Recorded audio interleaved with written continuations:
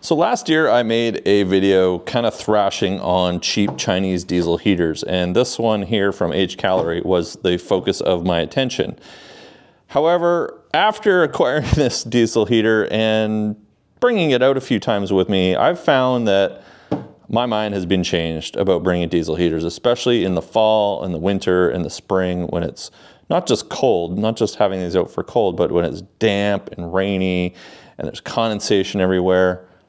This has been a real game changer. However, there's a few things that I don't like still about this particular model that I'm hoping maybe in today's video we're going to pull these two other diesel heaters up on the table and set them up and try them out and see if they address any of these issues. Overall, I would say this has been pretty good. I don't quite get why people rag on these cheap Chinese diesel heaters. You can find these all over the internet. Temu, Amazon, whatever, and they're like a couple $100. And for a couple $100, this will provide more than that in value if you camp in less ideal weather. I prefer to camp in the fall and winter and spring, to be honest. And this has basically just been a game changer. Things that I don't like, right? It's kind of janky to attach the hose. It'd be nice if this was weather sealed so that I didn't have to worry about this sitting out in the rain or the snow and potentially cooking my controller. It would be really nice to have some sort of thermostat control inside my rooftop tent so that it could turn on and off throughout the night and maybe maintain a temperature rather than just running continuous, because it pulls temperature from this little controller pack here. And if it's sitting outside, then you basically just turn it on, set it to its lowest setting and let it run all night. Like, I don't understand all this engineering goes into these things. Why can't we not just have something a little bit better than this for, well, this is a muffler. It'd be cool if we had something that, you know, maybe just locked and clicked on or something, because you kind of want to run, you know, like you really should be running the muffler. It carries the exhaust away from this, especially like I'll put this under the bed of my truck and this can carry the exhaust away so it's not accumulating under the bed, and then you've got your intake on here. It's sucking air in from around it. So you want, yeah. And then the other one was just overall noise. These are a little bit noisy. Now this is a little quieter because I keep it on low, but you know, you can hear the fuel pump ticking away. I leave this outside, I park it under my truck. It's not weather sealed. It's got this controller here to turn it on and off. You could turn it on and off with your phone. A couple other things. So this can run off AC or DC. It's got this little plug here, which is, if you see this is a standard plug that you have for like 110 power stations, but they actually have a DC plug with 2 wires on it that I've wired into my truck so that I can just plug it in the bed whenever I want. However, running off DC, you need high amperage. You need more than what most power stations put out. So like I've got my BLUETTI Elite 100 V2 here, and if you're gonna run a portable power station off DC, you're gonna run it off the barrel connector here. These are limited to 10 amps, and that's pretty standard across a lot of power stations, but we're gonna try to run these new ones off portable power stations, because one of the questions that I get asked a ton is how do I run this off my portable power station? And we'll see if we can run this off the 10 amp output here, but I'll show you a couple other tricks in this video to run your diesel heaters off portable power stations. And we're gonna be featuring the BLUETTI Elite 100 V2 here because BLUETTI is sponsoring this week's video. So there'll be some links down in the description below. This is a great little easy grab and go portable power station. Light enough you can pick it up with one hand. It's got tons of power. You've got 1800 watts of continuous output across 4 AC plugs. We've got tons of juice here for powering and charging your mobile devices. We've got super fast charging, 140 watt USB-C here. That'll charge your phone or tablet or even like your MacBook up super quick. And then you have some standard USB ports and another 100 watt USB-C. Lots of power, super easy to use, simple design. They've got the buttons right on the front here. You can see what's going on with your power station, your input, your output. You can turn your inverter on with the click of a button. You can turn your DC output on with a click of a button. And you can also solar charge this. So this is an XT60 connector. if you've got some solar panels, you can deploy them or wire them into your truck or whatever you want to do. And you can charge this on the go, or you can even use BLUETTI's Charger 1, which you can wire up to your alternator and it plugs into that same port. So we're going to be using this today to power our tests, and we'll see if any of these cheap Chinese diesel heaters can run off of this port. But I've got some tricks up my sleeve that I'll show you guys of how I do it with my truck. All right, let's get this out of the way. Back to diesel heaters.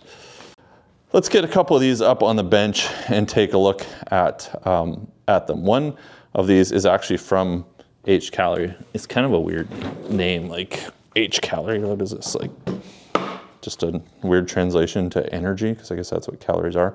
But I really like this one. This is sort of the evolution. It's a little bit awkward to pack because of just how big the footprint is. So, you know, I'm always looking for space in the bed of my truck, and so trying to wedge something that's larger footprint is not ideal. I'd rather have something skinny, which I can just slide in to whatever available space I have. So we'll take a look at this guy. And then we've got one from a new company here that I haven't tried out yet, which I have seen all over the internet. My friend Teddy from Unwinding Roads, I think, just reviewed this one. This is from Sunster, and well, I feel like the shop at the same parts bin as H Calorie, but this is metal instead of, no, that's metal too. No, never mind. Metal, metal, plastic, plastic. But, you know, kind of same thing going on. We don't have weather sealed tops here, but this one has this little guy. Where'd it go? This is an actual controller for it that's wireless. So this is a air heater remote controller. Wonder if we can use this on this. This is supposed to be able to remotely control, I mean, obviously remotely control the heater, but what I'm understanding is that we can put this in our tent and set a temperature, and it'll control the heater coming on and off, which means it won't run all night, which means potentially saving fuel. It's not as loud, and I don't have to leave my window open when it's not super cold. And so maybe we can get more nights out of this or any of these. But anyways, let's do a little walkthrough of these. I haven't really looked at them yet, so you guys are checking these out with me for the first time as well. A couple new cheap Chinese diesel heaters, which honestly, guys, I don't know. For the comparison against like the Russian, I think it's a Russian, or the Czechoslovakia, I think I said that right. Like there's, and the German, like the Webasto. There's a couple of original diesel heaters that came from European countries. My understanding is the patents expired after a while, and then China joined the party and started making them super cheap. Lots of people say don't buy the cheap Chinese diesel heaters, but like tons of stuff we buy is made in China. So why not give them a shot? This one has been working perfectly fine for over a year, and let's see if we can make things better. And you know, just kind of full disclosure, pretty much everything that I review on the channel, companies send to me. It's like just how it is. I couldn't afford to buy all of the products and review them all the time, but there's never any strings attached. It's basically send it to me and I will check it out when I get time, and you've seen my videos, so you know what I do. Complain about stuff I don't like, and I give a thumbs up to the stuff I do like. All right, so let's take a look at the Toolbox 2. So they've gone with a rectangular vertical design. We've got the fuel tank on the top. Well, not on top, but you know what I mean? Like you don't have to open anything to fill it up. So on the square one, both this and the Sunster, we've got to open this up and we get access to, and that's kind of weird how that opens, but we get access to the fuel tank. So you got to open this up to fuel it, which means you've got to have space to open it up if you don't want to take it out of your vehicle to flip that lid open. TB2, we've got this here on the top. That doesn't feel particularly secured, but you know, interesting. I will fill these up with diesel and fire them up once we do a little walkthrough. I want to see if these pass the spill test, because a big thing is if you tip these over or just shaking around while you're off-roading, I don't want fuel coming out of this little breather here. So first thing is they need to not leak. Going to the front here, we've got a controller. So now if I leave this outside, there's nothing covering this controller at all. And it's literally zip tied with a finger slicer right here on the top. You guys know what I mean with zip ties. So it's like it's got a little, it's like it's removable, but they've zip tied it so you can't remove it. This one opens a little different. How does this open? Like this. So we've got like a flat tank sitting on the top here. And it looks to hold probably a little less fuel. So inside we've got a bunch of stuff. So definitely open this up before you use it for the first time. We've got, what do we got here? A keychain remote inside. It's got some wiring hanging out here. Looks like it goes to the power. So if you want to rewire this, there's a plug here. You could just disconnect. And we've got a little fuel pump underneath. Some protection on the exhaust pipe. And then you'll find in like these diesel heaters, they're all like these, you can buy these as a kit and install them elsewhere, but you know, like this is basically the same unit as everything else. And out here we've got our outlet for going to our tent. But overall thoughts, you know, it's looks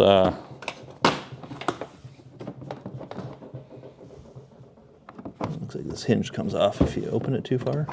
We're missing a, that's what that pin is. I had a piece of plastic fall out when I unpacked this. So we've got this little pin here, it looks like. I mean, definitely build quality is bare minimum.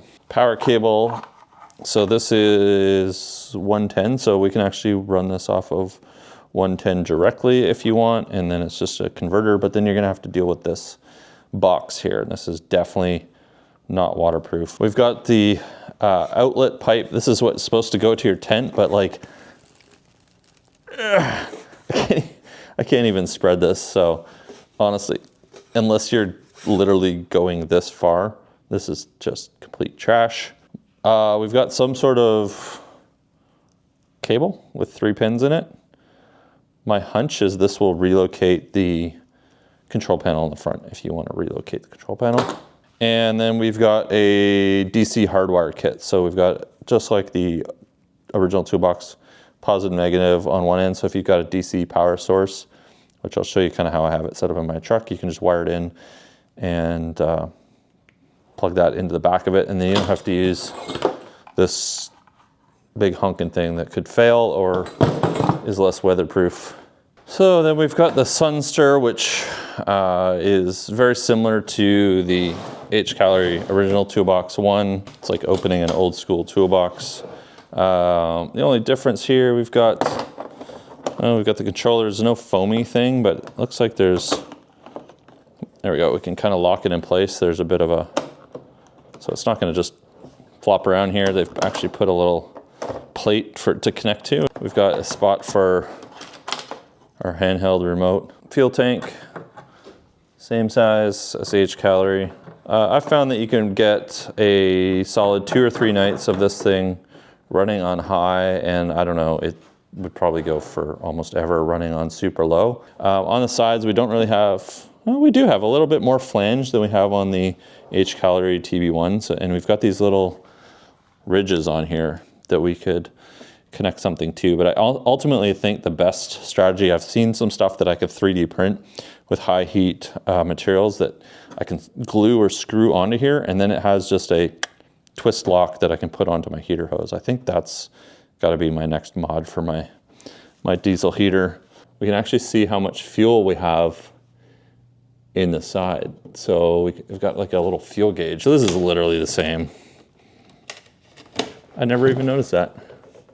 We've got a fuel gauge on the side. A slightly different air hose. This is a smaller diameter than the, is this a smaller diameter? This seems like, maybe I just have too big of a hose on mine, but this actually comes, ooh, we can actually expand this, and it has some lining in it, which will help with keeping the heat in, because you're gonna have to run this 5 to 8 feet up in the air to your rooftop tent. Survey says probably not. This is gonna reach 6 feet in the air. So unless your tent is 6 feet off the ground, including bends, this is gonna be too short. Looks like we've got a DC wiring kit, just like we just saw. Same kind of muffler. And we've got another box here, and this looks like the power brick. Literally the same. Plugs into 110. And then we've got this little guy, which, no batteries included. We gotta get some AAA batteries to use this guy. Given that there's no 12-volt barrel adapter in either of these kits, we can't really test this on the DC output of this. My guess is it's gonna draw too many amps all together, but we're gonna wire this up similar to how I have it in my truck. I'm gonna show you in a second, but first I just need to attach the cable. This is the DC cable with, well, I cut the 2 eyelets off. And we're just gonna attach this up to a little wiring harness, and I'm gonna plug this into an AC to DC converter, which is gonna give you a lot more flexibility with wiring this in your vehicle if you want to set up a semi-permanent connection. And since we're outside, I need some power, and we've got the BLUETTI Elite 100 V2. I'm actually just running my heat gun off my portable power station. I find I end up grabbing my portable power stations around the house when I need to plug something in, rather than getting a giant extension cord or like around the house outside and stuff where I don't have power. I'll just grab my power station and plug in whatever I need, because 1800 watts, we can use my heat gun on high and can melt these little solder connectors up with this, no problem. How I'm gonna power these is, this is what I have in my truck. I have this installed in my truck. This is actually for outdoor garden lighting. It's a waterproof LED power supply. But basically it puts out 300 watts or 25 amps of DC power on one side, which is what we've connected this up with a couple butt connectors. And on the other side, it plugs into 110. So what's nice doing it like this is if you have something like the BLUETTI Elite 100, you can just plug it in to the AC output, and then you don't have to wire, let's get this untangled. You don't have to run 110 somewhere to power your truck. You probably don't want to hardwire 110 household power through your truck. So you now get a 12 volt DC output that you can run to whatever you want. You can run this to your diesel heater like we have, and it's got lots of amps to start up because we've got 25 amps, which is going to be way more than we need to start up a diesel heater. And I actually run this, instead of having a connector on here like this in my truck, I run this to a little BLUETTI sub panel in the bed of my truck. So now I've got 25 amps of DC power running off my power station in my truck that I can use to power the lights in the canopy that I have, or I can plug in my diesel heater, or whatever I need DC power for. I've got lots. Okay, step one, let's put some fuel in these things. The thing is, if you spill on this one, it goes inside the toolbox, which could be a huge pain for cleaning up. The other H Calorie I have is pretty good. It never has leaked on me in my truck. I don't make a habit of putting it sideways, but you don't want fuel coming out if it's rolling around in your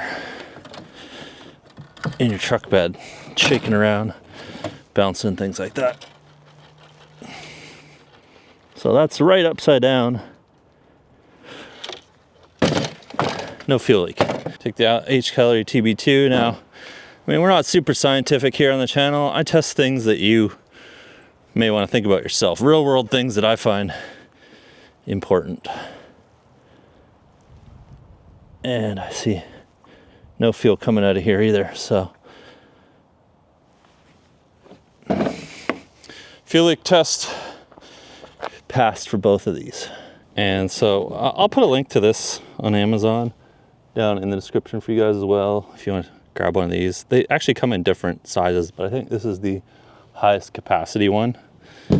Really handy. Plug the H Calorie in and see how this goes. Okay, we've got, hard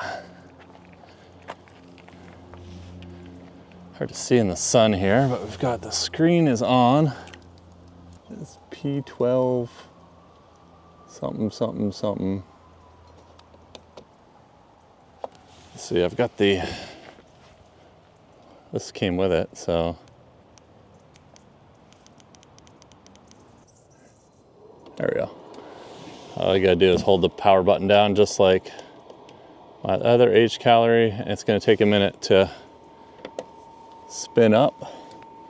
We're drawing 130, 40, 50 watts off. Usually the startup is where the most power is needed, 160 watts, because it's kind of lighting up the, I guess it's like a glow plug or something. In the meantime, I will get the app connected. So we've got this H Calorie branded app for this guy. And it looks like we got the H Calorie 5800. There we go. Hey, that was easy. Honestly, controlling these through the app is way easier than controlling them through the crazy little LCD screen. So you can see it's set to heating right now. All right, so I don't know if this just like decided to start working when the heater was on, but it works. You can turn this up and down. This is turning the temperature up and down right now on the LCD screen. Really hard to see out here in the sun. But that's 10, and that's how loud it is on 10. I don't really hear any fuel pump ticking, which is nice. Honestly, this is, I think, quieter than my other diesel heater. You come around the back of it, you can hear the noise off the exhaust, but maybe it's just because it's windy today, I'm not noticing it. But that's running full tilt. And that's pretty warm coming out there. 80, 95 degrees, 104. Can't really hold your hand right here for very long. That's gonna cook you. That's pretty warm. So adequately warm.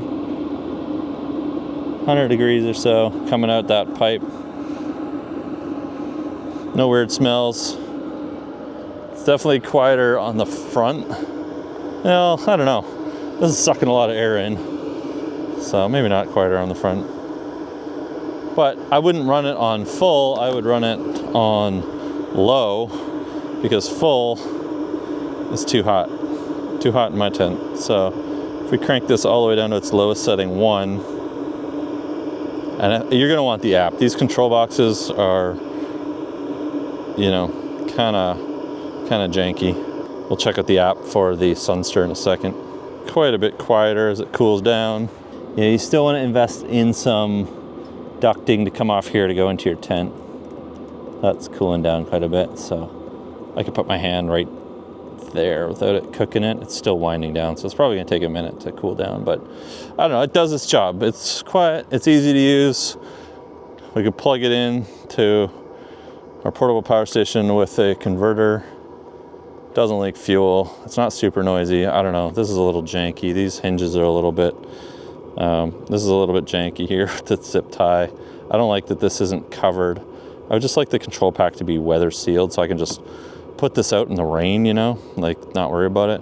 I feel like these may break one day. We already saw this hinge pin here. It's just a plastic pin. It already, see, it came out. It comes out easily, so that's it. I don't know, not much else to say about it.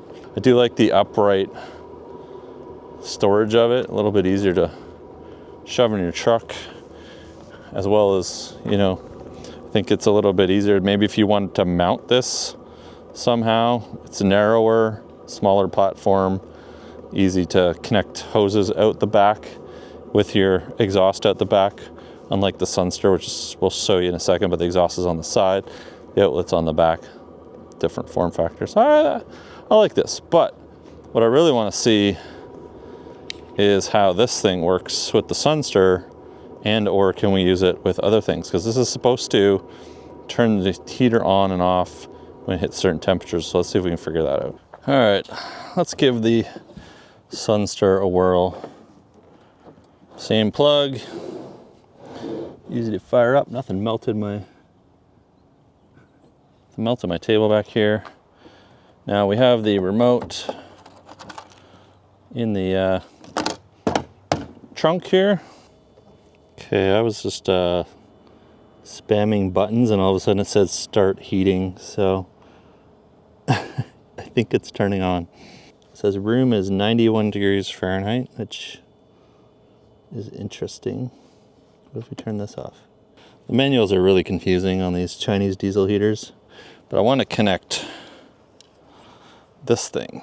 So this is not as intuitive as the other controller.